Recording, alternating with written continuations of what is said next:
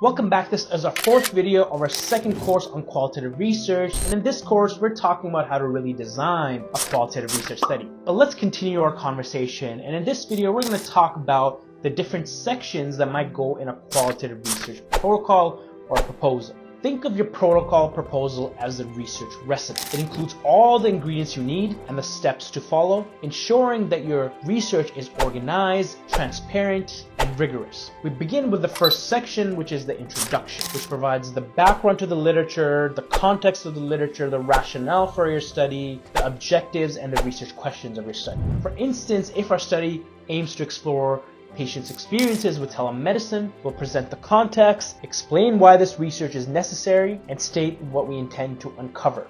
Following this section is the methodology section. The first thing to do is to really detail the philosophical and epistemological approach that you're taking as a researcher, giving the reader insight into the theoretical lens that you're using to collect and interpret the data. In this section, you also describe your study design, your participant selection criteria, data collection methods, and data analysis plans. So for example, in a study that intends to investigate physicians' adaptations to a new electronic health record system, we may employ a phenomenological approach, conduct in-depth interviews, and use thematic analysis to interpret the data.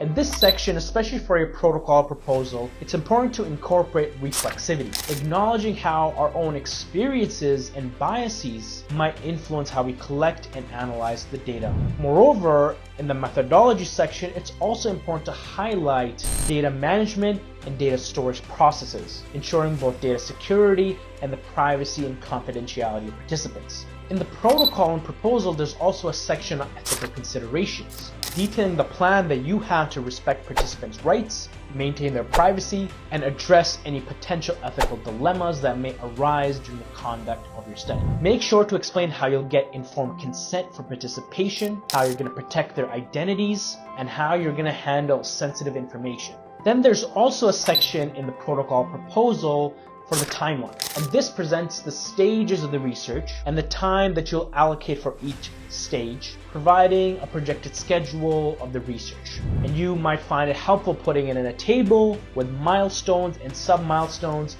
or developing a Gantt chart, or using another project management application to convey the overall timeline of the project. There's also a section on resources, which really details the human, financial, and material resources needed to conduct the study. Here, it's important to include a budget section, particularly if this is a proposal to a funding opportunity. It's also important to have a section on knowledge mobilization, describing how you plan to disseminate the findings to relevant stakeholders, such as healthcare professionals, policymakers, clinicians, patients, patient family partners, and so forth. Finally, it's also important to have an implications and expected outcomes section. This really depends on your study. It could include improvements in healthcare delivery, policy changes, enhancements in patient care, or anything else, but remember to make it tangible, focused, and impactful. In conclusion, a well-prepared protocol doesn't just guide your research, it communicates your research plan to others, be they fellow researchers, participants, or other stakeholders. By making our research process systematic and transparent, we ensure its credibility and its rigor.